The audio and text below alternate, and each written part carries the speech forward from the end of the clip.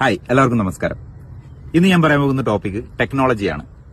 ടെക്നോളജിയെ കുറിച്ചിട്ട് വളരെ സിമ്പിൾ ആയിട്ട് പറയുകയാണെങ്കിൽ, എന്നെ നിങ്ങൾ കണ്ടുകൊണ്ടിരിക്കുന്ന ഈ ഒരു ഡിവൈസ് തന്നെയാണ് ടെക്നോളജിയുടെ ഏറ്റവും വലിയ ഡെവലപ്മെന്റ് എന്ന് പറയുന്നതിൽ ഏറ്റവും വലിയൊരു ഉദാഹരണമായിട്ട് എനിക്ക് പറയാനുള്ളത്.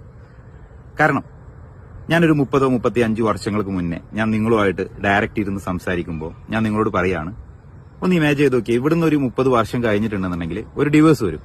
ആ ഡിവൈസിന്റെ പേരെന്ന് പറയുന്നത് മൊബൈൽ എന്നാണ്. ആ ഒരു മൊബൈൽ യൂസ് ചെയ്തുകൊണ്ട് ലോകത്തിന്റെ ഏത് കോണിലിരിക്കുന്ന എനിക്ക് നിങ്ങളുമായിട്ട് കണക്ട് ചെയ്യാൻ സാധിക്കും, അല്ലെങ്കിൽ നേരിട്ട് കണ്ട് സംസാരിക്കാൻ സാധിക്കും എന്നൊക്കെ പറയുമ്പോൾ നിങ്ങൾക്കത് വിശ്വസിക്കാൻ പറ്റുമോ? നിങ്ങൾ എന്തായിരിക്കും എന്നോട് അങ്ങനെ ഒരു മറുപടി പറയാതിന്നെ? കാരണം നമ്മൾ വിചാരിക്കുന്നതിനെക്കാട്ടും എത്രയോ അപ്പുറത്താണ് ടെക്നോളജിയുടെ ഡെവലപ്മെന്റ് എന്ന് പറയുന്നത്. അതിന് ഉദാഹരണമായിട്ടുള്ള ഈ ഒരു ഡിവൈസ് നമ്മുടെ ജീവിതത്തിൽ വലിയ രീതിയിൽ ഇൻഫ്ലുവൻസ് ചെയ്യുന്നുണ്ട്. ഇനി ഇവിടുന്ന് അങ്ങോട്ട് ഡെവലപ്ഡ് ആയിട്ടുള്ള അല്ലെങ്കിൽ ഡെവലപ്പ് ആവാൻ സാധ്യതയുള്ള 4 ടെക്നോളജികളാണ് ഞാൻ നിങ്ങളുമായിട്ട് പരിചയപ്പെടുത്തുന്നത്. അതിൽ ആദ്യമായിട്ട് എനിക്ക് പറയാനുള്ളത് IoT, ഇന്റർനെറ്റ് ഓഫ് തിങ്സ്.